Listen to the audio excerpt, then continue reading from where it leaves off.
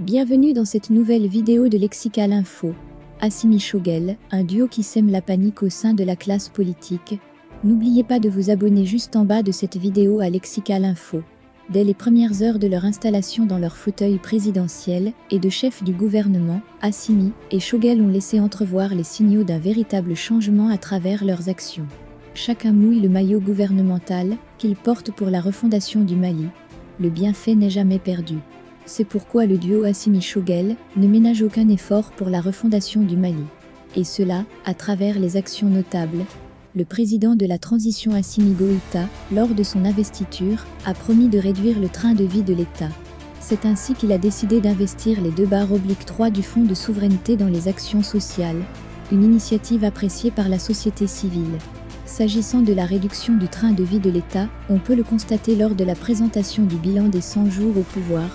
Le ministère de l'économie et des finances a réalisé des économies dans le budget 2021 de l'ordre de 100,999 milliards de FCFA.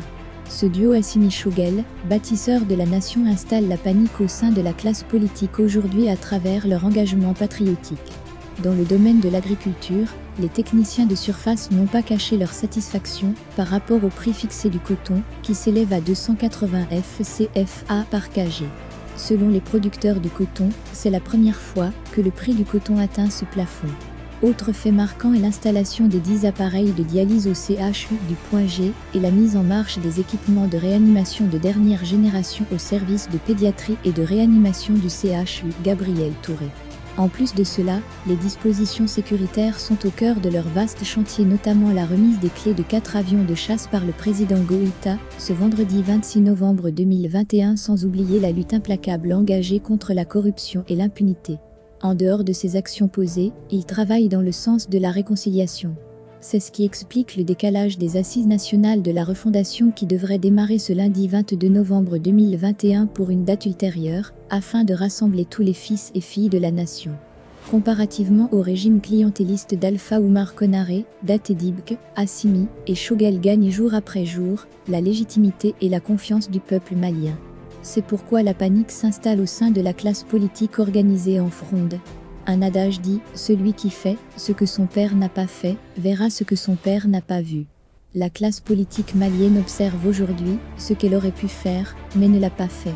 Par conséquent, la responsabilité de la situation actuelle repose sur elle.